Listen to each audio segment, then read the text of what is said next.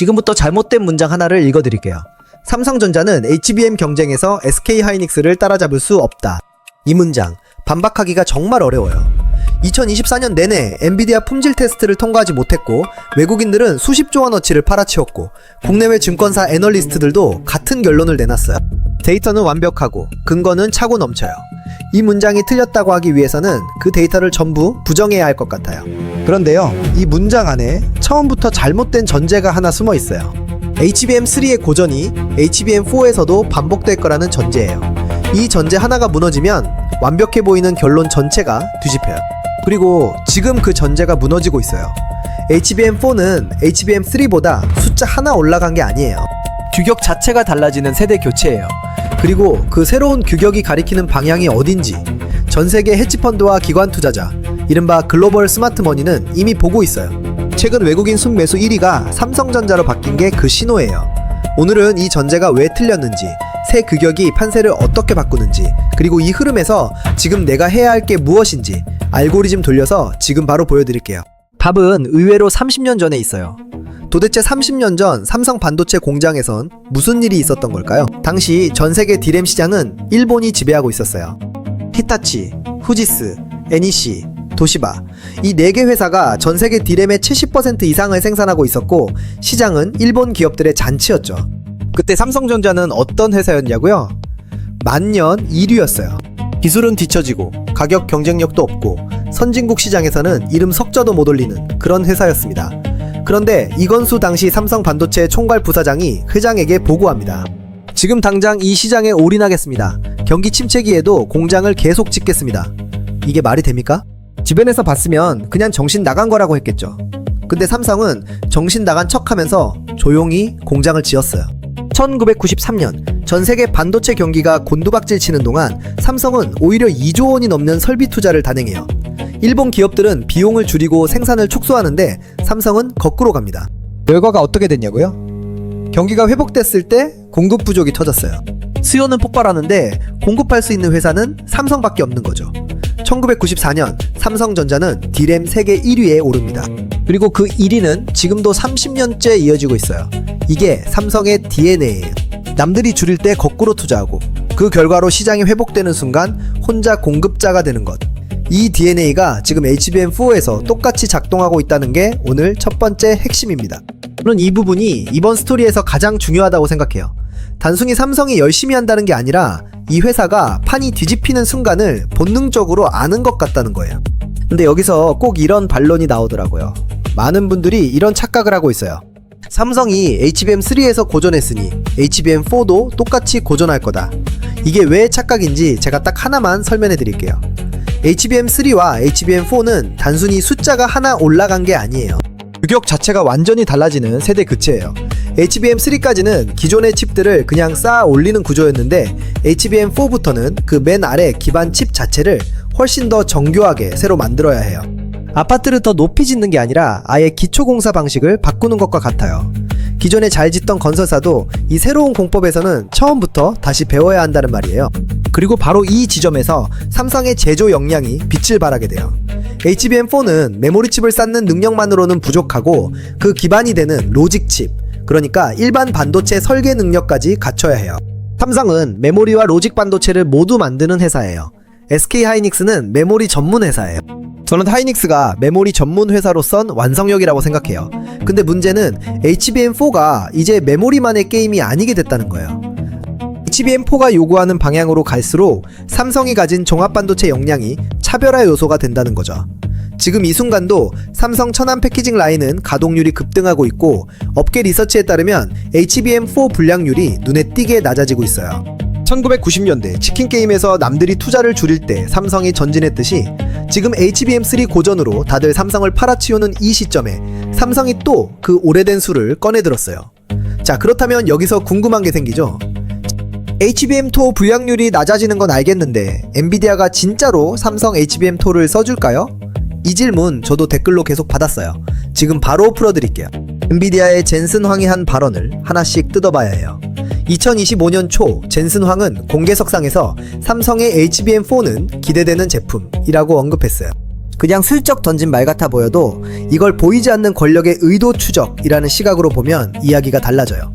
젠슨 황이 왜 이 발언을 했는지 맥락을 봐야 해요. 참고로 젠슨 황은 립서비스 하는 스타일이 아니에요. 이 사람 말 한마디에 주가가 움직이는 걸 우리가 수십 번 봤잖아요. 그러니까 이 발언 그냥 흘리면 안 돼요.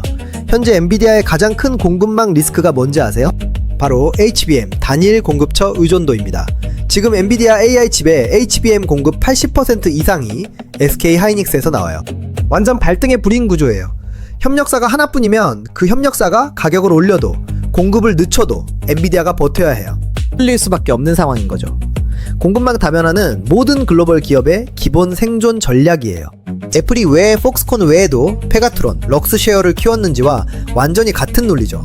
엔비디아는 삼성 HBM4가 승인 기준을 넘어오길 기다리고 있어요. 단순히 삼성이 좋아서가 아니라 공급망 헤게모니를 쪼개서 SK 하이닉스를 협상 테이블에서 눌러놓을 카드를 확보하려는 구조적 필요가 있기 때문이에요. 근데 엔비디아가 대놓고 삼성한테 이렇게 말할 수는 없잖아요. 우리 좀 도와달라고요. 하이닉스가 옆에서 듣고 있으니까요. 그래서 젠슨 황의 저 발언이 나온 거예요. 이건 엔비디아가 삼성을 선택하는 게 아니라 엔비디아가 살아남기 위해 삼성이 필요한 상황이에요. 이 차이 진짜 아셔야 해요.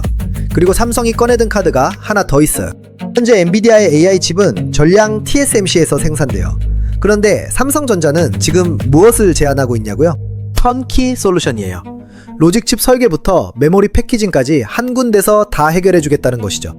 반도체 패키징에서 HBM 메모리를 그래픽칩 옆에 나란히 붙이는 공정이 점점 복잡해지고 있는데 삼성은 이걸 로직과 메모리를 모두 가진 유일한 회사라는 강점으로 한 곳에서 모두 처리하는 구조로 만들려 하고 있어요.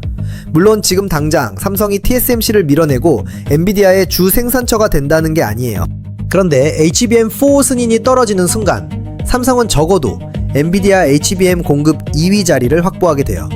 그것만으로도 수조 원의 매출 전환이 일어나고 삼성 반도체 부문의 이익률이 구조적으로 바뀌기 시작해요. 제가 거칠게 계산해보면 삼성 반도체 영업이익률 기준으로 최소 3에서 5%포인트는 올라갈 수 있다고 봐요. 근데 이 구조 사실 역사에서 똑같이 본 적 있어요. 더 선명하게 보여드릴게요. 애플이 삼성 패널 의존도를 줄이려고 LG와 BOE를 키우던 시절 기억하세요? 그때 LG와 BOE 입장에서 보면 애플이 다변화를 시도하는 그 움직임 자체가 엄청난 기회였어요. 공급 2위, 3위 자리를 차지할 수 있는 구조가 열린 거니까요. 지금 삼성이 딱 그 포지션이에요. 엔비디아가 하이닉스 의존도를 낮추려는 시도 자체가 삼성에겐 기회예요.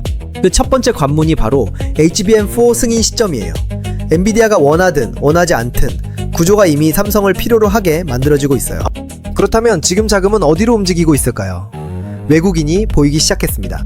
최근 일주일간 외국인 순매수 1위 종목이 삼성전자예요. 1조 원에 가까운 외국인 매수세가 삼성으로 몰리고 있어요. 지난 2년 동안 외국인들이 삼성을 팔고 하이닉스를 샀던 흐름이 이제 서서히 역전되기 시작하고 있다는 거죠. 코스피에서 시가총액 1위와 2위가 자리를 바꾸는 건 단순한 주가 이야기가 아니에요. 제 생각엔 이 전환이 빠르면 올 하반기, 늦어도 내년 안에 가시화된다고 봐요. 그냥 하는 말이 아니에요. 왜 외국인들이 움직이는지 그 로직을 따라가 볼게요.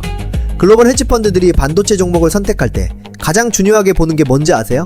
단기 실적 개선 가능성이 아니에요. 구조적 전환점이에요. 어떤 기업이 지금 바닥을 치고 다시 올라가기 시작하는 딱 그 첫 구간에 있는지를 봐요. 그리고 그걸 판단하는 지표 중 하나가 바로 불량률 개선 속도와 고객사 승인 임박 여부예요. 외국인들이 이걸 눈치챈 게 지금이라는 거예요. 현재 외국인이 보고 있는 것들이 3개예요. 첫째, 삼성 HBM4 불량률이 눈에 띄게 낮아지고 있다는 업계의 리서치 데이터. 둘째, 젠슨 황이 말로 던진 신호. 셋째, 삼성전자 주가가 많이 내려와 있다는 밸류에이션 매력. 이 3가지가 동시에 맞물리면 글로벌 자금은 움직이게 되어 있어요. 지금 많은 개인 투자자들이 이런 생각을 해요. 아직 HBM4 승인이 공식 발표된 것도 아닌데 지금 사는 게 너무 이르지 않을까? 맞는 말이에요. 그런데 외국인들은 정반대로 생각해요. 승인이 공식 발표되는 날이 매도 타이밍이에요. 제가 이 패턴을 수없이 봤는데 공식 발표 당일에 처음 진입한 분들이 가장 당황스러운 표정을 짓더라고요. 정보가 시장에 노출되는 순간은 이미 선점한 자들이 수익을 실현하는 시점이에요. 선점은 항상 정보가 공식화되기 전에 일어나거든요. 아니 근데 생각해보세요. 2016년 삼성전자가 엄청난 위기였죠. 갤럭시 노트 7 배터리 폭발 사태, 이재용 부회장 구속 우려, 전 세계 언론이 삼성의 몰락을 이야기하던 그 시점에 외국인들은 삼성을 사들이기 시작했어요. 그리고 그 후 삼성전자 주가는 2년 만에 3배가 됐어요. 저도 솔직히 그때 절반은 믿었어요. 나머지 절반은요? 잘 모르겠더라고요. 근데 그때 데이터는 이미 방향을 가리키고 있었거든요. 지금 삼성에서 그 패턴이 재현되고 있어요. 그리고 삼성이 뛰기 시작하면 그 옆에서 같이 뛸 기업들이 있어요. 삼성전자 HBM4 생산이 본격화되면 가장 직접적인 수혜를 받는 기업들이에요. HBM 패키징 핵심 장비인 TC 본더가 있어요. 쌓인 칩들을 열로 눌러서 붙이는 장비인데 이걸 복종 공급하는 게 한미반도체예요. 현재 한미반도체는 삼성전자에 납품하는 TC 본더 수주를 꾸준히 확대하고 있는데 삼성 HBM4 양상이 본격화되면 수주 폭발이 일어나는 구조예요. 두 번째로 리노공업이에요. 반도체가 제대로 만들어졌는지 검사하는 테스트 소켓 분야에서 독보적인 기술력을 가진 회사인데 HBM처럼 고사양 패키징이 늘어날수록 테스트 수요가 같이 늘어나요. 삼성이 뜨면 이 두 회사도 같이 뛰어요. 역사적 패턴, 공급망 구조, 외국인 자금, 세 가지 신호가 지금 전부 같은 방향을 가리키고 있어요. 자, 오늘 우리가 함께 읽은 흐름, 이 채널의 알고리즘으로 한 번 더 정리해 드릴게요. 첫 번째, 역사적 패턴의 신호입니다. 1990년대 치킨 게임에서 삼성이 증명했던 파괴적 혁신의 DNA, 즉 남들이 움츠러들 때 거꾸로 투자해서 시장이 회복되는 순간 혼자 공급자가 되는 그 전략이 HBM4에서 다시 작동하고 있어요. HBM3까지의 고전은 과거의 이야기이고 HBM4는 완전히 새로운 게임이에요. 두 번째, 공급망 헤게모니의 신호입니다. 엔비디아는 SK 하이닉스 단일 공급 의존도를 낮춰야 하는 구조적 필요가 있어요. 삼성 HBM2 승인은 엔비디아의 선택이 아니라 생존 전략의 필수 요소예요. 그리고 삼성이 제안하는 턴키 솔루션은 로직과 메모리를 모두 가진 회사만이 줄 수 있는 차별화된 가치예요. 세 번째, 보이지 않는 자금의 의도 추적입니다. 외국인 순매수 1위 젠슨황의 발언, 불량률 개선 데이터가 동시에 맞물리는 지금 이 시점은 글로벌 스마트머니가 이미 투자 자리를 잡기 시작했다는 신호예요. 공식 발표가 나오고 나면 그건 진입 타이밍이 아니라 차익 실현 타이밍이 돼요. 딱 잘라 말할게요. 지금 당장 해야 할 행동 가이드예요. SK하이닉스 비중이 크신 분들, 지금이 일부 차익 실현을 고려할 타이밍이에요. 하이닉스 주주분들 기분 나쁘라고 하는 말이 아니에요. 진심으로 잘된 투자 맞아요. 저도 하이닉스가 HBM3 시대를 지배한 건 운이 아니라 실력이라고 봐요. 근데 이제 슬슬 다음 배차 확인해 볼 때가 된 것 같다는 거죠. 사이클이 바뀌는 게 보이면 그 앞에서 멈추지 말라는 거예요. 삼성전자를 지금 이 흐름에 올라타야 하는 건 맞는데 HBM4 승인 발표 전에 나눠서 분할 매수하는 전략이 현명해요. 한 방에 다 넣는 건 용감한 게 아니라 그냥 무모한 거예요. 조금씩 나눠서 비중을 늘려가는 게 덜 흥분되지만 훨씬 오래 버틸 수 있어요. 그리고 소부장에서는 한미반도체와 리노공업을 주목하세요. 소부장은 대장주보다 더 크게 반응하는 경향이 있어요. 반도체 섹터에서 늘 반복되는 공식이에요. 마지막으로 이것만 기억해주세요. 오늘 영상의 첫 문장으로 돌아가서요. 삼성전자는 HBM 경쟁에서 SK하이닉스를 따라잡을 수 없다. 이 문장이 틀린 이유 이제 보이시죠? HBM3의 고전이 HBM4에서도 반복된다는 전제가 처음부터 잘못됐던 거예요. 그 전제 하나가 무너지는 순간 역사적 데이터와 공급망 헤게모니라는 알고리즘의 답은 하나예요. 지금 이 돈은 삼성전자와 반도체 소부장으로 흐르고 있어요. 이번 영상이 유익하셨다면 좋아요 한번 눌러주세요. 더 파고 싶은 경제 이슈 있으면 댓글로 남겨주시는 거 잊지 말고요. 어떤 사건 뒤에 돈이 어디로 움직이는지 제가 알고리즘 돌려서 다음 영상에서 제대로 풀어드릴게요. 구독하시고 알림은 꼭 전체로 설정해두세요. 시장은 타이밍이거든요. 왜 알고리즘과 함께 경제적 자유까지 꼭 찍어봐요.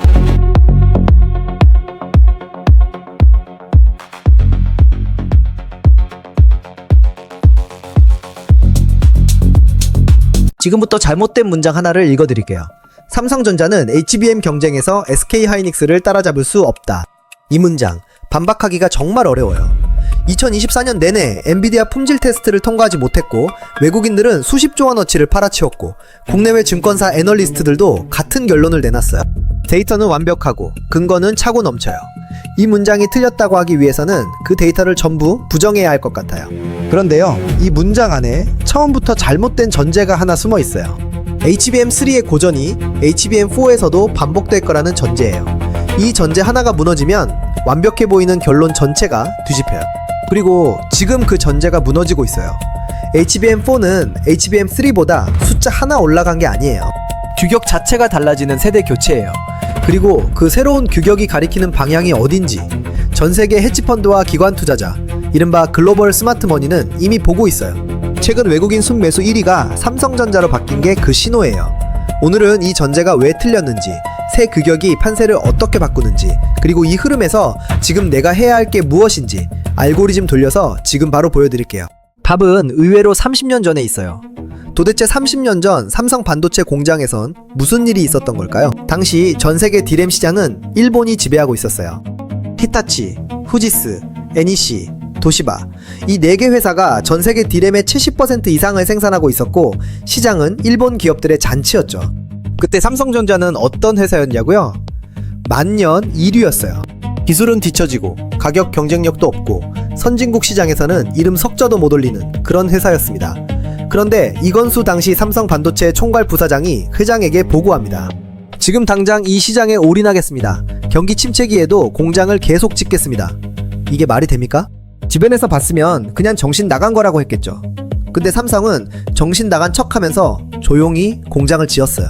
1993년 전 세계 반도체 경기가 곤두박질 치는 동안 삼성은 오히려 2조 원이 넘는 설비 투자를 단행해요. 일본 기업들은 비용을 줄이고 생산을 축소하는데 삼성은 거꾸로 갑니다. 결과가 어떻게 됐냐고요? 경기가 회복됐을 때 공급 부족이 터졌어요. 수요는 폭발하는데 공급할 수 있는 회사는 삼성밖에 없는 거죠. 1994년 삼성전자는 디램 세계 1위에 오릅니다. 그리고 그 1위는 지금도 30년째 이어지고 있어요. 이게 삼성의 DNA예요. 남들이 줄일 때 거꾸로 투자하고 그 결과로 시장이 회복되는 순간 혼자 공급자가 되는 것.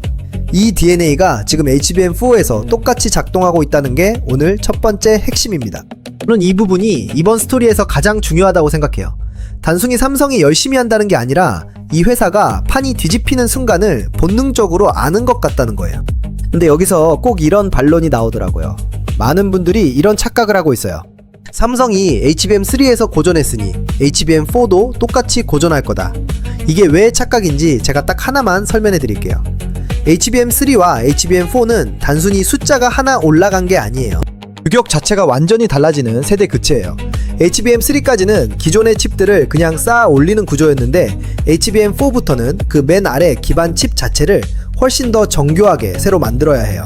아파트를 더 높이 짓는 게 아니라 아예 기초공사 방식을 바꾸는 것과 같아요. 기존에 잘 짓던 건설사도 이 새로운 공법에서는 처음부터 다시 배워야 한다는 말이에요. 그리고 바로 이 지점에서 삼성의 제조 역량이 빛을 발하게 돼요. HBM4는 메모리칩을 쌓는 능력만으로는 부족하고 그 기반이 되는 로직칩, 그러니까 일반 반도체 설계 능력까지 갖춰야 해요. 삼성은 메모리와 로직 반도체를 모두 만드는 회사예요. SK하이닉스는 메모리 전문 회사예요. 저는 하이닉스가 메모리 전문 회사로선 완성형이라고 생각해요. 근데 문제는 HBM4가 이제 메모리만의 게임이 아니게 됐다는 거예요. HBM4가 요구하는 방향으로 갈수록 삼성이 가진 종합반도체 역량이 차별화 요소가 된다는 거죠. 지금 이 순간도 삼성 천안 패키징 라인은 가동률이 급등하고 있고 업계 리서치에 따르면 HBM4 불량률이 눈에 띄게 낮아지고 있어요. 1990년대 치킨 게임에서 남들이 투자를 줄일 때 삼성이 전진했듯이 지금 HBM3 고전으로 다들 삼성을 팔아치우는 이 시점에 삼성이 또 그 오래된 수를 꺼내들었어요. 자, 그렇다면 여기서 궁금한 게 생기죠. HBM4 불량률이 낮아지는 건 알겠는데 엔비디아가 진짜로 삼성 HBM4를 써줄까요? 이 질문 저도 댓글로 계속 받았어요. 지금 바로 풀어드릴게요. 엔비디아의 젠슨 황이 한 발언을 하나씩 뜯어봐야 해요. 2025년 초 젠슨 황은 공개석상에서 삼성의 HBM4는 기대되는 제품이라고 언급했어요. 그냥 슬쩍 던진 말 같아 보여도 이걸 보이지 않는 권력의 의도 추적이라는 시각으로 보면 이야기가 달라져요. 젠슨 황이 왜 이 발언을 했는지 맥락을 봐야 해요. 참고로 젠슨 황은 립서비스 하는 스타일이 아니에요. 이 사람 말 한마디에 주가가 움직이는 걸 우리가 수십 번 봤잖아요.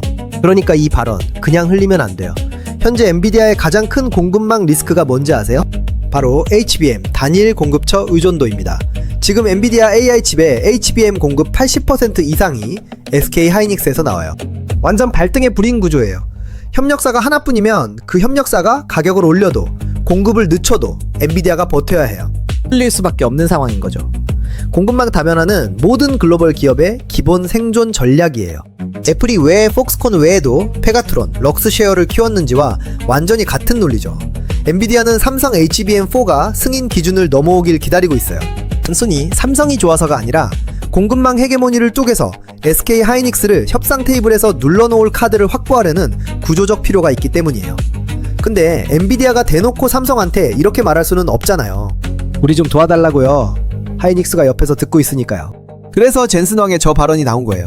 이건 엔비디아가 삼성을 선택하는 게 아니라 엔비디아가 살아남기 위해 삼성이 필요한 상황이에요.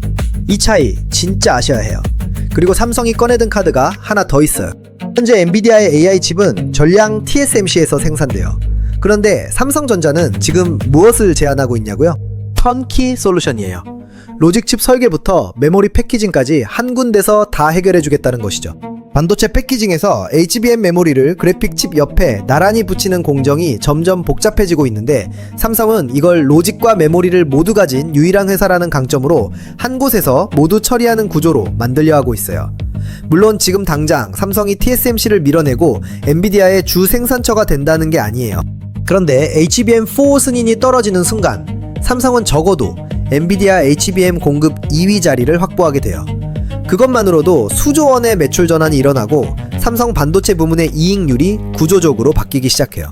제가 거칠게 계산해보면 삼성 반도체 영업이익률 기준으로 최소 3에서 5%포인트는 올라갈 수 있다고 봐요. 근데 이 구조 사실 역사에서 똑같이 본 적 있어요. 더 선명하게 보여드릴게요. 애플이 삼성 패널 의존도를 줄이려고 LG와 BOE를 키우던 시절 기억하세요? 그때 LG와 BOE 입장에서 보면 애플이 다변화를 시도하는 그 움직임 자체가 엄청난 기회였어요. 공급 2위, 3위 자리를 차지할 수 있는 구조가 열린 거니까요. 지금 삼성이 딱 그 포지션이에요. 엔비디아가 하이닉스 의존도를 낮추려는 시도 자체가 삼성에겐 기회예요. 그 첫 번째 관문이 바로 HBM4 승인 시점이에요. 엔비디아가 원하든 원하지 않든 구조가 이미 삼성을 필요로 하게 만들어지고 있어요. 그렇다면 지금 자금은 어디로 움직이고 있을까요? 외국인이 보이기 시작했습니다. 최근 일주일간 외국인 순매수 1위 종목이 삼성전자예요. 1조 원에 가까운 외국인 매수세가 삼성으로 몰리고 있어요. 지난 2년 동안 외국인들이 삼성을 팔고 하이닉스를 샀던 흐름이 이제 서서히 역전되기 시작하고 있다는 거죠. 코스피에서 시가총액 1위와 2위가 자리를 바꾸는 건 단순한 주가 이야기가 아니에요. 제 생각엔 이 전환이 빠르면 올 하반기, 늦어도 내년 안에 가시화된다고 봐요. 그냥 하는 말이 아니에요. 왜 외국인들이 움직이는지 그 로직을 따라가 볼게요. 글로벌 헤지펀드들이 반도체 종목을 선택할 때 가장 중요하게 보는 게 뭔지 아세요? 단기 실적 개선 가능성이 아니에요. 구조적 전환점이에요. 어떤 기업이 지금 바닥을 치고 다시 올라가기 시작하는 딱 그 첫 구간에 있는지를 봐요. 그리고 그걸 판단하는 지표 중 하나가 바로 불량률 개선 속도와 고객사 승인 임박 여부예요. 외국인들이 이걸 눈치챈 게 지금이라는 거예요. 현재 외국인이 보고 있는 것들이 3개예요. 첫째, 삼성 HBM4 불량률이 눈에 띄게 낮아지고 있다는 업계 리서치 데이터. 둘째, 젠슨 왕이 말로 던진 신호. 셋째, 삼성전자 주가가 많이 내려와 있다는 밸류에이션 매력. 이 세 가지가 동시에 맞물리면 글로벌 자금은 움직이게 되어 있어요. 지금 많은 개인 투자자들이 이런 생각을 해요. 아직 HBM4 승인이 공식 발표된 것도 아닌데 지금 사는 게 너무 이르지 않을까? 맞는 말이에요. 그런데 외국인들은 정반대로 생각해요. 승인이 공식 발표되는 날이 매도 타이밍이에요. 제가 이 패턴을 수없이 봤는데 공식 발표 당일에 처음 진입한 분들이 가장 당황스러운 표정을 짓더라고요. 정보가 시장에 노출되는 순간은 이미 선점한 자들이 수익을 실현하는 시점이에요. 선점은 항상 정보가 공식화되기 전에 일어나거든요. 아니 근데 생각해보세요. 2016년 삼성전자가 엄청난 위기였죠. 갤럭시 노트 7 배터리 폭발 사태, 이재용 부회장 구속 우려, 전세계 언론이 삼성의 몰락을 이야기하던 그 시점에 외국인들은 삼성을 사들이기 시작했어요. 그리고 그 후 삼성전자 주가는 2년 만에 3배가 됐어요. 저도 솔직히 그때 절반은 믿었어요. 나머지 절반은요? 잘 모르겠더라고요. 근데 그때 데이터는 이미 방향을 가리키고 있었거든요. 지금 삼성에서 그 패턴이 재현되고 있어요. 그리고 삼성이 뛰기 시작하면 그 옆에서 같이 뛸 기업들이 있어요. 삼성전자 HBM4 생산이 본격화되면 가장 직접적인 수혜를 받는 기업들이에요. HBM 패키징 핵심 장비인 TC 본더가 있어요. 쌓인 칩들을 열로 눌러서 붙이는 장비인데 이걸 복점 공급하는 게 한미반도체예요. 현재 한미반도체는 삼성전자에 납품하는 TC 본더 수주를 꾸준히 확대하고 있는데 삼성 HBM4 양상이 본격화되면 수주 폭발이 일어나는 구조예요. 두 번째로 리노공업이에요. 반도체가 제대로 만들어졌는지 검사하는 테스트 소켓 분야에서 독보적인 기술력을 가진 회사인데 HBM처럼 고사양 패키징이 늘어날수록 테스트 수요가 같이 늘어나요. 삼성이 뜨면 이 두 회사도 같이 뛰어요. 역사적 패턴, 공급망 구조, 외국인 자금 세 가지 신호가 지금 전부 같은 방향을 가리키고 있어요. 자, 오늘 우리가 함께 읽은 흐름, 이 채널의 알고리즘으로 한 번 더 정리해 드릴게요. 첫 번째, 역사적 패턴의 신호입니다. 1990년대 치킨 게임에서 삼성이 증명했던 파괴적 혁신의 DNA, 즉 남들이 움츠러들 때 거꾸로 투자해서 시장이 회복되는 순간 혼자 공급자가 되는 그 전략이 HBM4에서 다시 작동하고 있어요. HBM3까지의 고전은 과거의 이야기이고 HBM4는 완전히 새로운 게임이에요. 두 번째, 공급망 헤게모니의 신호입니다. 엔비디아는 SK 하이닉스 단일 공급 의존도를 낮춰야 하는 구조적 필요가 있어요. 삼성 HBM2 승인은 엔비디아의 선택이 아니라 생존 전략의 필수 요소예요. 그리고 삼성이 제안하는 턴키 솔루션은 로직과 메모리를 모두 가진 회사만이 줄 수 있는 차별화된 가치예요. 세 번째, 보이지 않는 자금의 의도 추적입니다. 외국인 순매수 1위 젠슨황의 발언, 불량률 개선 데이터가 동시에 맞물리는 지금 이 시점은 글로벌 스마트머니가 이미 투자 자리를 잡기 시작했다는 신호예요. 공식 발표가 나오고 나면 그건 진입 타이밍이 아니라 차익 실현 타이밍이 돼요. 딱 잘라 말할게요. 지금 당장 해야 할 행동 가이드예요. SK하이닉스 비중이 크신 분들, 지금이 일부 차익 실현을 고려할 타이밍이에요. 하이닉스 주주분들 기분 나쁘라고 하는 말이 아니에요. 진심으로 잘된 투자 맞아요. 저도 하이닉스가 HBM3 시대를 지배한 건 운이 아니라 실력이라고 봐요. 근데 이제 슬슬 다음 배차 확인해 볼 때가 된 것 같다는 거죠. 사이클이 바뀌는 게 보이면 그 앞에서 멈추지 말라는 거예요. 삼성전자를 지금 이 흐름에 올라타야 하는 건 맞는데 HBM4 승인 발표 전에 나눠서 분할 매수하는 전략이 현명해요. 한 방에 다 넣는 건 용감한 게 아니라 그냥 무모한 거예요. 조금씩 나눠서 비중을 늘려가는 게 덜 흥분되지만 훨씬 오래 버틸 수 있어요. 그리고 소부장에서는 한미 반도체와 리노공업을 주목하세요. 소부장은 대장주보다 더 크게 반응하는 경향이 있어요. 반도체 섹터에서 늘 반복되는 공식이에요. 마지막으로 이것만 기억해주세요. 오늘 영상의 첫 문장으로 돌아가서요. 삼성전자는 HBM 경쟁에서 SK하이닉스를 따라잡을 수 없다. 이 문장이 틀린 이유 이제 보이시죠? HBM3의 고전이 HBM4에서도 반복된다는 전제가 처음부터 잘못됐던 거예요. 그 전제 하나가 무너지는 순간 역사적 데이터와 공급망 헤게모니라는 알고리즘의 답은 하나예요. 지금 이 돈은 삼성전자와 반도체의 소부장으로 흐르고 있어요. 이번 영상이 유익하셨다면 좋아요 한번 눌러주세요. 더 파고 싶은 경제 이슈 있으면 댓글로 남겨주시는 거 잊지 말고요. 어떤 사건 뒤에 돈이 어디로 움직이는지 제가 알고리즘 돌려서 다음 영상에서 제대로 풀어드릴게요. 구독하시고 알림은 꼭 전체로 설정해두세요. 시장은 타이밍이거든요. 왜 알고리즘과 함께 경제적 자유까지 꼭 찍어봐요.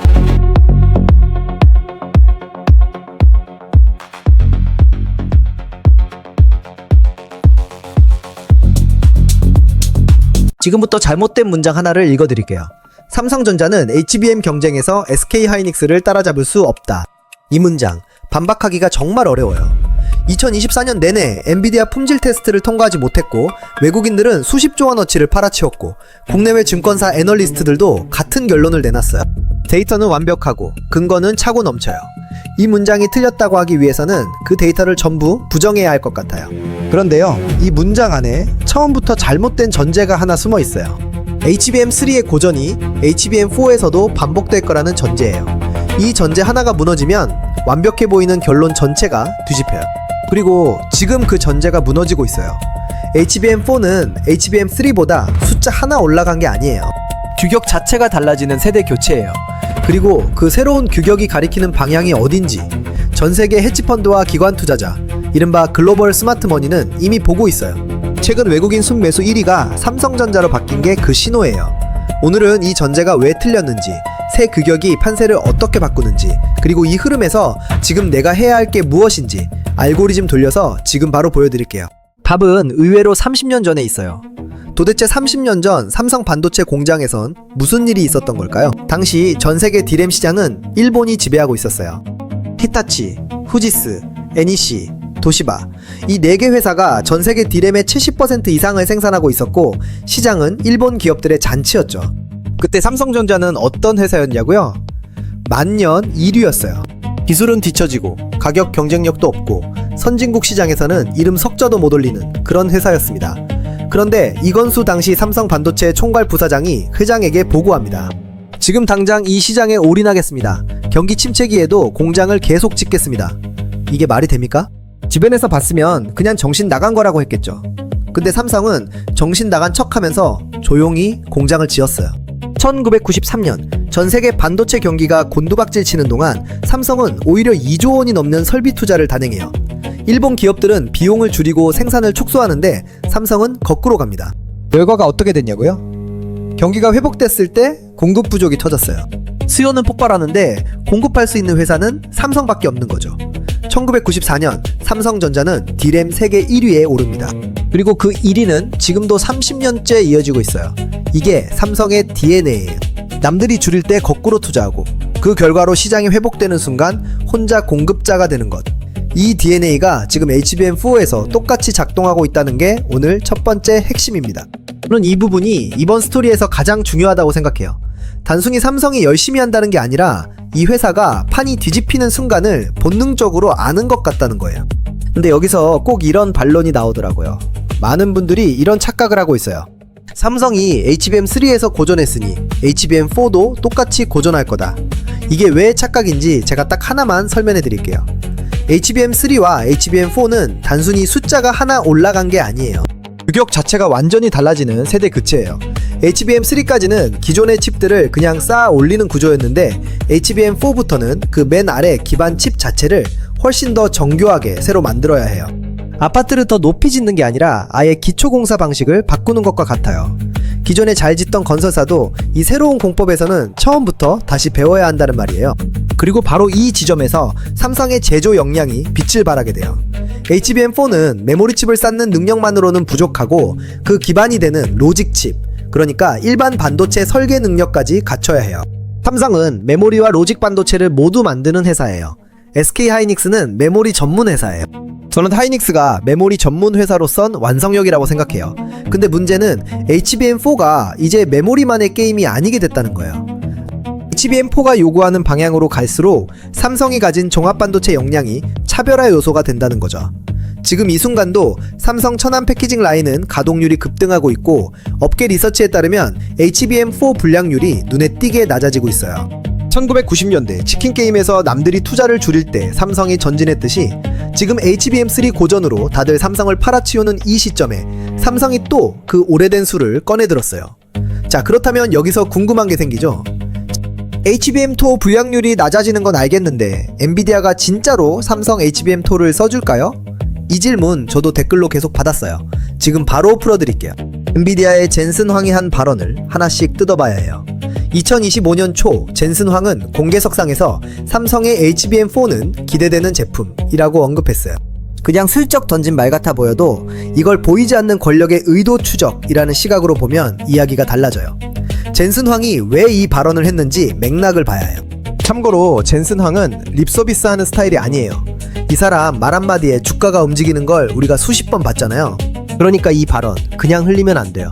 현재 엔비디아의 가장 큰 공급망 리스크가 뭔지 아세요? 바로 HBM 단일 공급처 의존도입니다.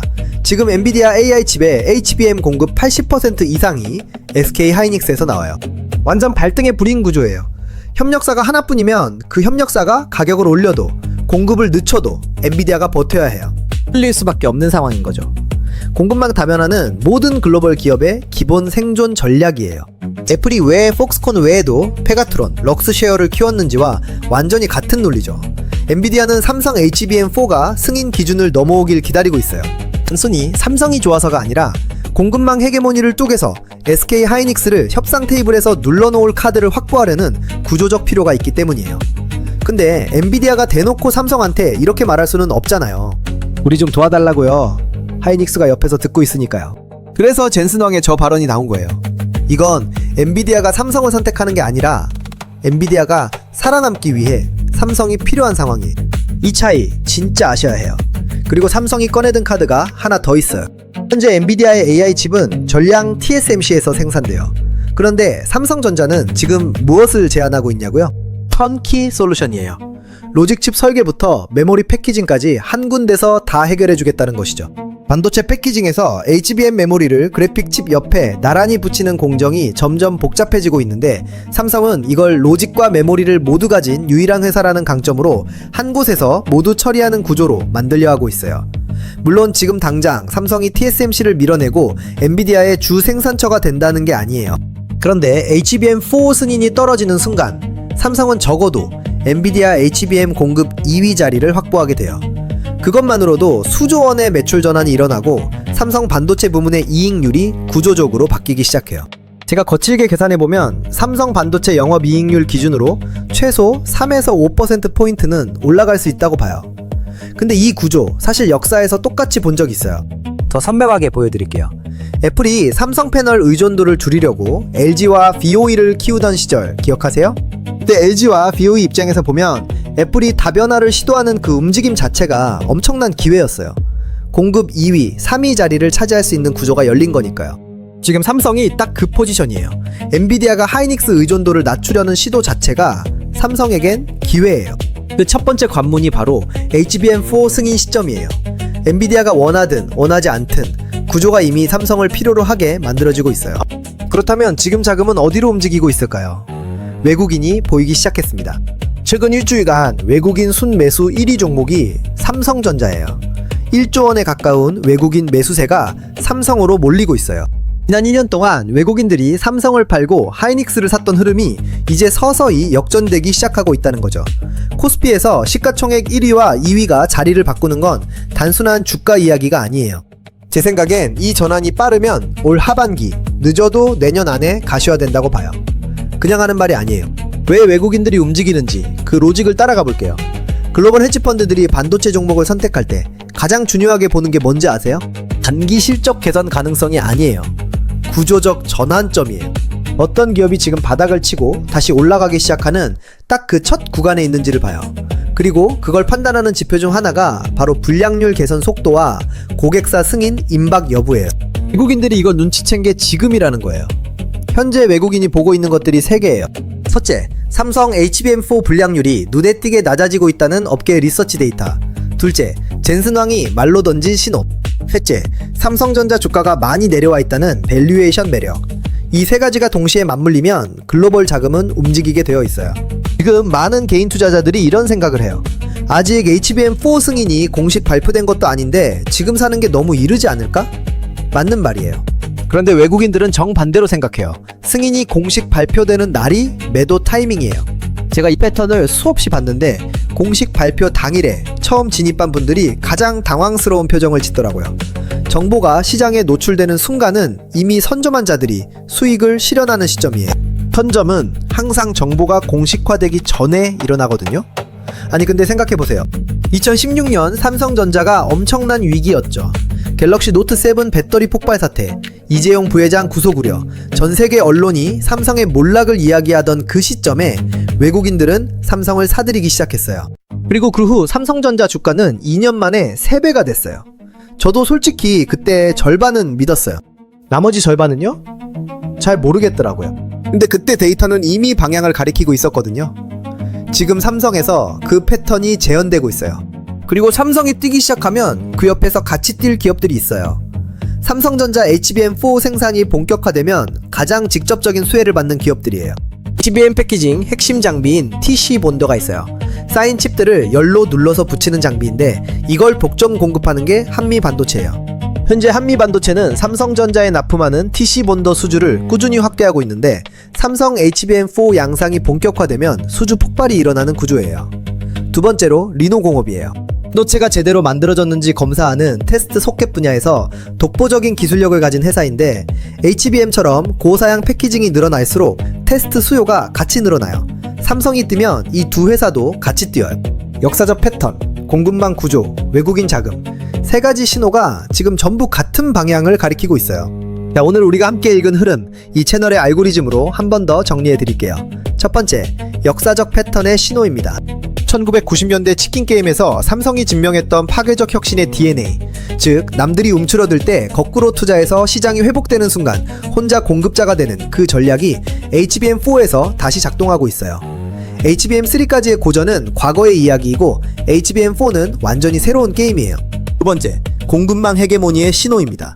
엔비디아는 SK 하이닉스 단일 공급 의존도를 낮춰야 하는 구조적 필요가 있어요. 삼성 HBM 토승이는 엔비디아의 선택이 아니라 생존 전략의 필수 요소예요. 그리고 삼성이 제안하는 턴키 솔루션은 로직과 메모리를 모두 가진 회사만이 줄 수 있는 차별화된 가치예요. 세 번째, 보이지 않는 자금의 의도 추적입니다. 외국인 순매수 1위 젠슨황의 발언, 불량률 개선 데이터가 동시에 맞물리는 지금 이 시점은 글로벌 스마트머니가 이미 투자 자리를 잡기 시작했다는 신호예요. 공식 발표가 나오고 나면 그건 진입 타이밍이 아니라 차익 실현 타이밍이 돼요. 딱 잘라 말할게요. 지금 당장 해야 할 행동 가이드예요. SK 하이닉스 비중이 크신 분들, 지금이 일부 차익 실현을 고려할 타이밍이에요. 하이닉스 주주분들 기분 나쁘라고 하는 말이 아니에요. 진심으로 잘된 투자 맞아요. 저도 하이닉스가 HBM3 시대를 지배한 건 운이 아니라 실력이라고 봐요. 근데 이제 슬슬 다음 배차 확인해 볼 때가 된 것 같다는 거죠. 사이클이 바뀌는 게 보이면 그 앞에서 멈추지 말라는 거예요. 삼성전자를 지금 이 흐름에 올라타야 하는 건 맞는데 HBM4 승인 발표 전에 나눠서 분할 매수하는 전략이 현명해요. 한 방에 다 넣는 건 용감한 게 아니라 그냥 무모한 거예요. 조금씩 나눠서 비중을 늘려가는 게 덜 흥분되지만 훨씬 오래 버틸 수 있어요. 그리고 소부장에서는 한미 반도체와 리노공업을 주목하세요. 소부장은 대장주보다 더 크게 반응하는 경향이 있어요. 반도체 섹터에서 늘 반복되는 공식이에요. 마지막으로 이것만 기억해주세요. 오늘 영상의 첫 문장으로 돌아가서요. 삼성전자는 HBM 경쟁에서 SK 하이닉스를 따라잡을 수 없다. 이 문장이 틀린 이유 이제 보이시죠? HBM3의 고전이 HBM4에서도 반복된다는 전제가 처음부터 잘못됐던 거예요. 그 전제 하나가 무너지는 순간 역사적 데이터와 공급망 헤게모니라는 알고리즘의 답은 하나예요. 지금 이 돈은 삼성전자와 반도체 소부장으로 흐르고 있어요. 이번 영상이 유익하셨다면 좋아요 한번 눌러주세요. 더 파고 싶은 경제 이슈 있으면 댓글로 남겨주시는 거 잊지 말고요. 어떤 사건 뒤에 돈이 어디로 움직이는지 제가 알고리즘 돌려서 다음 영상에서 제대로 풀어드릴게요. 구독하시고 알림은 꼭 전체로 설정해두세요. 시장은 타이밍이거든요. 왜 알고리즘과 함께 경제적 자유까지 꼭 찍어봐요.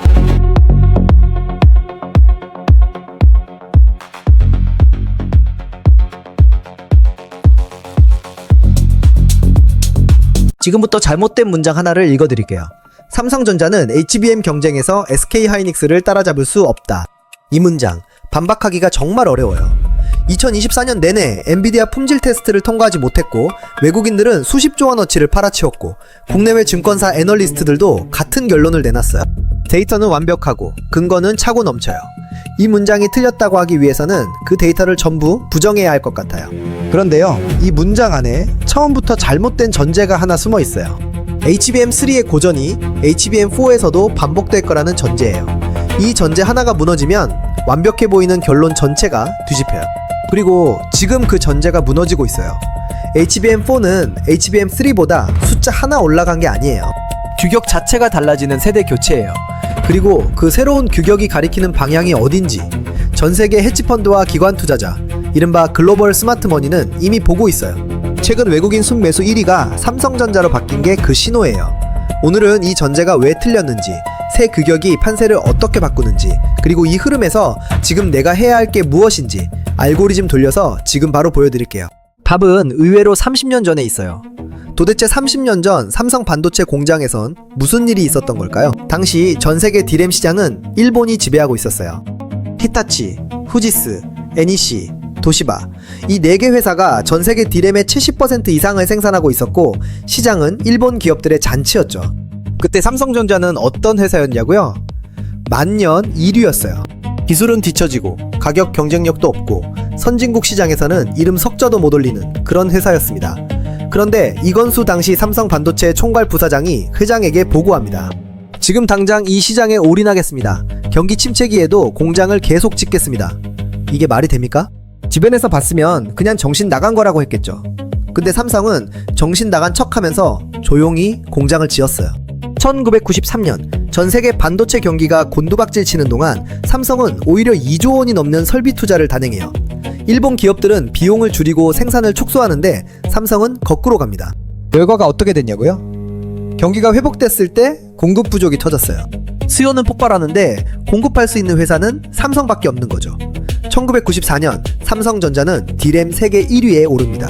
그리고 그 1위는 지금도 30년째 이어지고 있어요. 이게 삼성의 DNA예요. 남들이 줄일 때 거꾸로 투자하고 그 결과로 시장이 회복되는 순간 혼자 공급자가 되는 것. 이 DNA가 지금 HBM4에서 똑같이 작동하고 있다는 게 오늘 첫 번째 핵심입니다. 저는 이 부분이 이번 스토리에서 가장 중요하다고 생각해요. 단순히 삼성이 열심히 한다는 게 아니라 이 회사가 판이 뒤집히는 순간을 본능적으로 아는 것 같다는 거예요. 근데 여기서 꼭 이런 반론이 나오더라고요. 많은 분들이 이런 착각을 하고 있어요. 삼성이 HBM3에서 고전했으니 HBM4도 똑같이 고전할 거다. 이게 왜 착각인지 제가 딱 하나만 설명해 드릴게요. HBM3와 HBM4는 단순히 숫자가 하나 올라간 게 아니에요. 규격 자체가 완전히 달라지는 세대 교체예요. HBM3까지는 기존의 칩들을 그냥 쌓아 올리는 구조였는데 HBM4부터는 그 맨 아래 기반 칩 자체를 훨씬 더 정교하게 새로 만들어야 해요. 아파트를 더 높이 짓는 게 아니라 아예 기초공사 방식을 바꾸는 것과 같아요. 기존에 잘 짓던 건설사도 이 새로운 공법에서는 처음부터 다시 배워야 한다는 말이에요. 그리고 바로 이 지점에서 삼성의 제조 역량이 빛을 발하게 돼요. HBM4는 메모리칩을 쌓는 능력만으로는 부족하고 그 기반이 되는 로직칩, 그러니까 일반 반도체 설계 능력까지 갖춰야 해요. 삼성은 메모리와 로직 반도체를 모두 만드는 회사예요. SK 하이닉스는 메모리 전문 회사예요. 저는 하이닉스가 메모리 전문 회사로선 완성역이라고 생각해요. 근데 문제는 HBM4가 이제 메모리만의 게임이 아니게 됐다는 거예요. HBM4가 요구하는 방향으로 갈수록 삼성이 가진 종합반도체 역량이 차별화 요소가 된다는 거죠. 지금 이 순간도 삼성 천안 패키징 라인은 가동률이 급등하고 있고 업계 리서치에 따르면 HBM4 불량률이 눈에 띄게 낮아지고 있어요.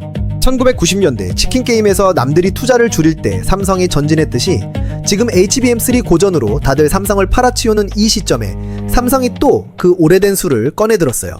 자, 그렇다면 여기서 궁금한 게 생기죠. HBM4 불량률이 낮아지는 건 알겠는데 엔비디아가 진짜로 삼성 HBM4를 써줄까요? 이 질문 저도 댓글로 계속 받았어요. 지금 바로 풀어드릴게요. 엔비디아의 젠슨 황이 한 발언을 하나씩 뜯어봐야 해요. 2025년 초 젠슨 황은 공개석상에서 삼성의 HBM4는 기대되는 제품이라고 언급했어요. 그냥 슬쩍 던진 말 같아 보여도 이걸 보이지 않는 권력의 의도 추적이라는 시각으로 보면 이야기가 달라져요. 젠슨 황이 왜 이 발언을 했는지 맥락을 봐야 해요. 참고로 젠슨 황은 립서비스 하는 스타일이 아니에요. 이 사람 말 한마디에 주가가 움직이는 걸 우리가 수십 번 봤잖아요. 그러니까 이 발언 그냥 흘리면 안 돼요. 현재 엔비디아의 가장 큰 공급망 리스크가 뭔지 아세요? 바로 HBM 단일 공급처 의존도입니다. 지금 엔비디아 AI 칩의 HBM 공급 80% 이상이 SK 하이닉스에서 나와요. 완전 발등에 불인 구조예요. 협력사가 하나뿐이면 그 협력사가 가격을 올려도 공급을 늦춰도 엔비디아가 버텨야 해요. 흘릴 수밖에 없는 상황인 거죠. 공급망 다변화는 모든 글로벌 기업의 기본 생존 전략이에요. 애플이 왜 폭스콘 외에도 페가트론, 럭스쉐어를 키웠는지와 완전히 같은 논리죠. 엔비디아는 삼성 HBM4가 승인 기준을 넘어오길 기다리고 있어요. 단순히 삼성이 좋아서가 아니라 공급망 헤게모니를 쪼개서 SK 하이닉스를 협상 테이블에서 눌러놓을 카드를 확보하려는 구조적 필요가 있기 때문이에요. 근데 엔비디아가 대놓고 삼성한테 이렇게 말할 수는 없잖아요. 우리 좀 도와달라고요. 하이닉스가 옆에서 듣고 있으니까요. 그래서 젠슨 황의 저 발언이 나온 거예요. 이건 엔비디아가 삼성을 선택하는 게 아니라 엔비디아가 살아남기 위해 삼성이 필요한 상황이에요. 이 차이 진짜 아셔야 해요. 그리고 삼성이 꺼내든 카드가 하나 더 있어요. 현재 엔비디아의 AI 칩은 전량 TSMC에서 생산돼요. 그런데 삼성전자는 지금 무엇을 제안하고 있냐고요? 턴키 솔루션이에요. 로직칩 설계부터 메모리 패키징까지 한 군데서 다 해결해주겠다는 것이죠. 반도체 패키징에서 HBM 메모리를 그래픽칩 옆에 나란히 붙이는 공정이 점점 복잡해지고 있는데 삼성은 이걸 로직과 메모리를 모두 가진 유일한 회사라는 강점으로 한 곳에서 모두 처리하는 구조로 만들려 하고 있어요. 물론 지금 당장 삼성이 TSMC를 밀어내고 엔비디아의 주 생산처가 된다는 게 아니에요. 그런데 HBM4 승인이 떨어지는 순간 삼성은 적어도 엔비디아 HBM 공급 2위 자리를 확보하게 돼요. 그것만으로도 수조 원의 매출 전환이 일어나고 삼성 반도체 부문의 이익률이 구조적으로 바뀌기 시작해요. 제가 거칠게 계산해보면 삼성 반도체 영업이익률 기준으로 최소 3에서 5%포인트는 올라갈 수 있다고 봐요. 근데 이 구조 사실 역사에서 똑같이 본 적이 있어요. 더 선명하게 보여드릴게요. 애플이 삼성 패널 의존도를 줄이려고 LG와 BOE를 키우던 시절 기억하세요? 그때 LG와 BOE 입장에서 보면 애플이 다변화를 시도하는 그 움직임 자체가 엄청난 기회였어요. 공급 2위, 3위 자리를 차지할 수 있는 구조가 열린 거니까요. 지금 삼성이 딱 그 포지션이에요. 엔비디아가 하이닉스 의존도를 낮추려는 시도 자체가 삼성에겐 기회예요. 그 첫 번째 관문이 바로 HBM4 승인 시점이에요. 엔비디아가 원하든 원하지 않든 구조가 이미 삼성을 필요로 하게 만들어지고 있어요. 그렇다면 지금 자금은 어디로 움직이고 있을까요? 외국인이 보이기 시작했습니다. 최근 일주일간 외국인 순매수 1위 종목이 삼성전자예요. 1조 원에 가까운 외국인 매수세가 삼성으로 몰리고 있어요. 지난 2년 동안 외국인들이 삼성을 팔고 하이닉스를 샀던 흐름이 이제 서서히 역전되기 시작하고 있다는 거죠. 코스피에서 시가총액 1위와 2위가 자리를 바꾸는 건 단순한 주가 이야기가 아니에요. 제 생각엔 이 전환이 빠르면 올 하반기, 늦어도 내년 안에 가시화된다고 봐요. 그냥 하는 말이 아니에요. 왜 외국인들이 움직이는지 그 로직을 따라가 볼게요. 글로벌 헤지펀드들이 반도체 종목을 선택할 때 가장 중요하게 보는 게 뭔지 아세요? 단기 실적 개선 가능성이 아니에요. 구조적 전환점이에요. 어떤 기업이 지금 바닥을 치고 다시 올라가기 시작하는 딱 그 첫 구간에 있는지를 봐요. 그리고 그걸 판단하는 지표 중 하나가 바로 불량률 개선 속도와 고객사 승인 임박 여부예요. 외국인들이 이걸 눈치챈 게 지금이라는 거예요. 현재 외국인이 보고 있는 것들이 3개예요. 첫째, 삼성 HBM4 불량률이 눈에 띄게 낮아지고 있다는 업계 리서치 데이터. 둘째, 젠슨왕이 말로 던진 신호. 셋째, 삼성전자 주가가 많이 내려와 있다는 밸류에이션 매력. 이 3가지가 동시에 맞물리면 글로벌 자금은 움직이게 되어 있어요. 지금 많은 개인 투자자들이 이런 생각을 해요. 아직 HBM4 승인이 공식 발표된 것도 아닌데 지금 사는 게 너무 이르지 않을까? 맞는 말이에요. 그런데 외국인들은 정반대로 생각해요. 승인이 공식 발표되는 날이 매도 타이밍이에요. 제가 이 패턴을 수없이 봤는데 공식 발표 당일에 처음 진입한 분들이 가장 당황스러운 표정을 짓더라고요. 정보가 시장에 노출되는 순간은 이미 선점한 자들이 수익을 실현하는 시점이에요. 선점은 항상 정보가 공식화되기 전에 일어나거든요. 아니 근데 생각해보세요. 2016년 삼성전자가 엄청난 위기였죠. 갤럭시 노트 7 배터리 폭발 사태, 이재용 부회장 구속 우려, 전세계 언론이 삼성의 몰락을 이야기하던 그 시점에 외국인들은 삼성을 사들이기 시작했어요. 그리고 그 후 삼성전자 주가는 2년 만에 3배가 됐어요. 저도 솔직히 그때 절반은 믿었어요. 나머지 절반은요? 잘 모르겠더라고요. 근데 그때 데이터는 이미 방향을 가리키고 있었거든요. 지금 삼성에서 그 패턴이 재현되고 있어요. 그리고 삼성이 뛰기 시작하면 그 옆에서 같이 뛸 기업들이 있어요. 삼성전자 HBM4 생산이 본격화되면 가장 직접적인 수혜를 받는 기업들이에요. HBM 패키징 핵심 장비인 TC 본더가 있어요. 쌓인 칩들을 열로 눌러서 붙이는 장비인데 이걸 복점 공급하는 게 한미반도체예요. 현재 한미반도체는 삼성전자에 납품하는 TC 본더 수주를 꾸준히 확대하고 있는데 삼성 HBM4 양상이 본격화되면 수주 폭발이 일어나는 구조예요. 두 번째로 리노공업이에요. 반도체가 제대로 만들어졌는지 검사하는 테스트 소켓 분야에서 독보적인 기술력을 가진 회사인데 HBM처럼 고사양 패키징이 늘어날수록 테스트 수요가 같이 늘어나요. 삼성이 뛰면 이 두 회사도 같이 뛰어요. 역사적 패턴, 공급망 구조, 외국인 자금 3가지 신호가 지금 전부 같은 방향을 가리키고 있어요. 자, 오늘 우리가 함께 읽은 흐름, 이 채널의 알고리즘으로 한 번 더 정리해 드릴게요. 첫 번째, 역사적 패턴의 신호입니다. 1990년대 치킨 게임에서 삼성이 증명했던 파괴적 혁신의 DNA, 즉 남들이 움츠러들 때 거꾸로 투자해서 시장이 회복되는 순간 혼자 공급자가 되는 그 전략이 HBM4에서 다시 작동하고 있어요. HBM3까지의 고전은 과거의 이야기이고 HBM4는 완전히 새로운 게임이에요. 두 번째, 공급망 헤게모니의 신호입니다. 엔비디아는 SK 하이닉스 단일 공급 의존도를 낮춰야 하는 구조적 필요가 있어요. 삼성 HBM2 승인은 엔비디아의 선택이 아니라 생존 전략의 필수 요소예요. 그리고 삼성이 제안하는 턴키 솔루션은 로직과 메모리를 모두 가진 회사만이 줄 수 있는 차별화된 가치예요. 세 번째, 보이지 않는 자금의 의도 추적입니다. 외국인 순매수 1위 젠슨황의 발언, 불량률 개선 데이터가 동시에 맞물리는 지금 이 시점은 글로벌 스마트머니가 이미 투자 자리를 잡기 시작했다는 신호예요. 공식 발표가 나오고 나면 그건 진입 타이밍이 아니라 차익 실현 타이밍이 돼요. 딱 잘라 말할게요. 지금 당장 해야 할 행동 가이드예요. SK 하이닉스 비중이 크신 분들, 지금이 일부 차익 실현을 고려할 타이밍이에요. 하이닉스 주주분들 기분 나쁘라고 하는 말이 아니에요. 진심으로 잘된 투자 맞아요. 저도 하이닉스가 HBM3 시대를 지배한 건 운이 아니라 실력이라고 봐요. 근데 이제 슬슬 다음 배차 확인해 볼 때가 된 것 같다는 거죠. 사이클이 바뀌는 게 보이면 그 앞에서 멈추지 말라는 거예요. 삼성전자를 지금 이 흐름에 올라타야 하는 건 맞는데 HBM4 승인 발표 전에 나눠서 분할 매수하는 전략이 현명해요. 한 방에 다 넣는 건 용감한 게 아니라 그냥 무모한 거예요. 조금씩 나눠서 비중을 늘려가는 게 덜 흥분되지만 훨씬 오래 버틸 수 있어요. 그리고 소부장에서는 한미반도체와 리노공업을 주목하세요. 소부장은 대장주보다 더 크게 반응하는 경향이 있어요. 반도체 섹터에서 늘 반복되는 공식이에요. 마지막으로 이것만 기억해주세요. 오늘 영상의 첫 문장으로 돌아가서요. 삼성전자는 HBM 경쟁에서 SK하이닉스를 따라잡을 수 없다. 이 문장이 틀린 이유 이제 보이시죠? HBM3의 고전이 HBM4에서도 반복된다는 전제가 처음부터 잘못됐던 거예요. 그 전제 하나가 무너지는 순간 역사적 데이터와 공급망 헤게몬이라는 알고리즘의 답은 하나예요. 지금 이 돈은 삼성전자와 반도체 소부장으로 흐르고 있어요. 이번 영상이 유익하셨다면 좋아요 한번 눌러주세요.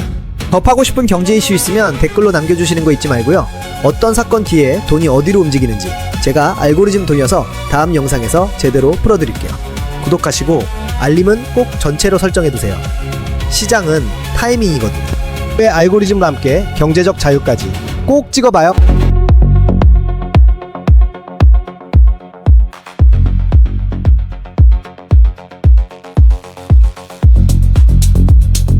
지금부터 잘못된 문장 하나를 읽어드릴게요. 삼성전자는 HBM 경쟁에서 SK하이닉스를 따라잡을 수 없다. 이 문장 반박하기가 정말 어려워요. 2024년 내내 엔비디아 품질 테스트를 통과하지 못했고 외국인들은 수십조 원어치를 팔아치웠고 국내외 증권사 애널리스트들도 같은 결론을 내놨어요. 데이터는 완벽하고 근거는 차고 넘쳐요. 이 문장이 틀렸다고 하기 위해서는 그 데이터를 전부 부정해야 할 것 같아요. 그런데요, 이 문장 안에 처음부터 잘못된 전제가 하나 숨어 있어요. HBM3의 고전이 HBM4에서도 반복될 거라는 전제예요. 이 전제 하나가 무너지면 완벽해 보이는 결론 전체가 뒤집혀요. 그리고 지금 그 전제가 무너지고 있어요. HBM4는 HBM3보다 숫자 하나 올라간 게 아니에요. 규격 자체가 달라지는 세대 교체예요. 그리고 그 새로운 규격이 가리키는 방향이 어딘지 전 세계 헤지펀드와 기관 투자자, 이른바 글로벌 스마트머니는 이미 보고 있어요. 최근 외국인 순매수 1위가 삼성전자로 바뀐 게 그 신호예요. 오늘은 이 전제가 왜 틀렸는지, 새 규격이 판세를 어떻게 바꾸는지, 그리고 이 흐름에서 지금 내가 해야 할 게 무엇인지 알고리즘 돌려서 지금 바로 보여드릴게요. 답은 의외로 30년 전에 있어요. 도대체 30년 전 삼성 반도체 공장에선 무슨 일이 있었던 걸까요? 당시 전 세계 디램 시장은 일본이 지배하고 있었어요. 히타치, 후지스, NEC, 도시바, 이 4개 회사가 전 세계 디램의 70% 이상을 생산하고 있었고 시장은 일본 기업들의 잔치였죠. 그때 삼성전자는 어떤 회사였냐고요? 만년 1위였어요. 기술은 뒤처지고 가격 경쟁력도 없고 선진국 시장에서는 이름 석자도 못 올리는 그런 회사였습니다. 그런데 이건수 당시 삼성 반도체 총괄 부사장이 회장에게 보고합니다. 지금 당장 이 시장에 올인하겠습니다. 경기 침체기에도 공장을 계속 짓겠습니다. 이게 말이 됩니까? 주변에서 봤으면 그냥 정신 나간 거라고 했겠죠.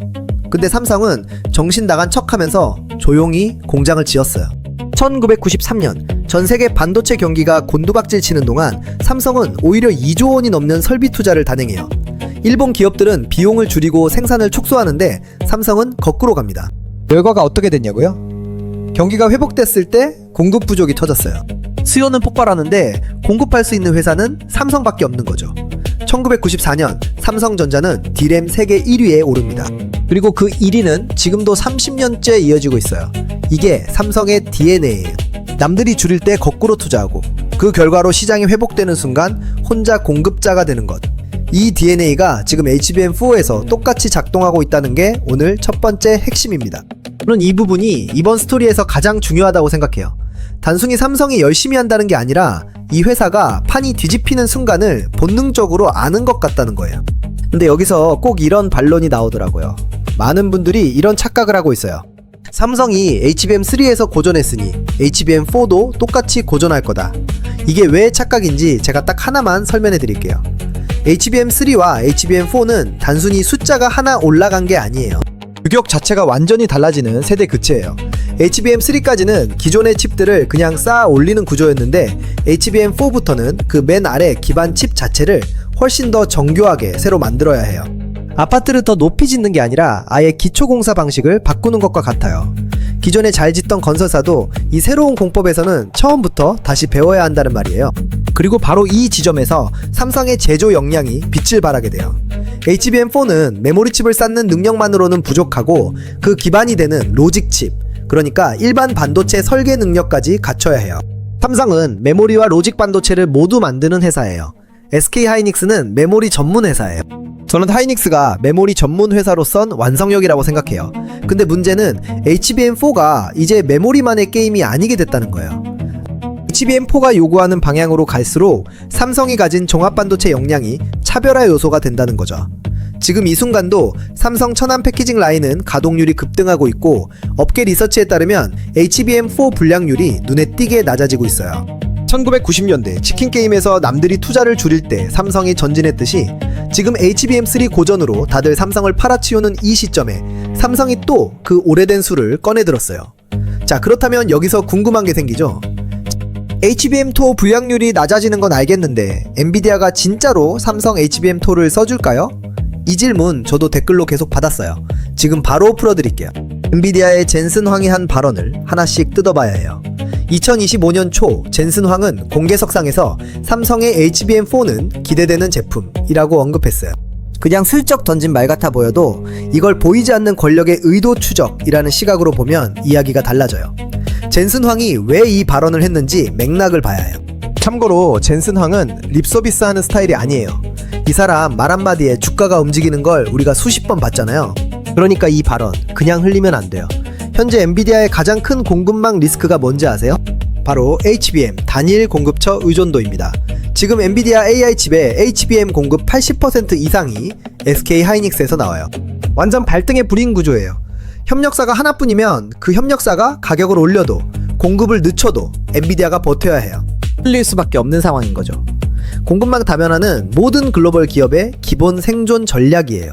애플이 왜 폭스콘 외에도 페가트론, 럭스쉐어를 키웠는지와 완전히 같은 논리죠. 엔비디아는 삼성 HBM4가 승인 기준을 넘어오길 기다리고 있어요.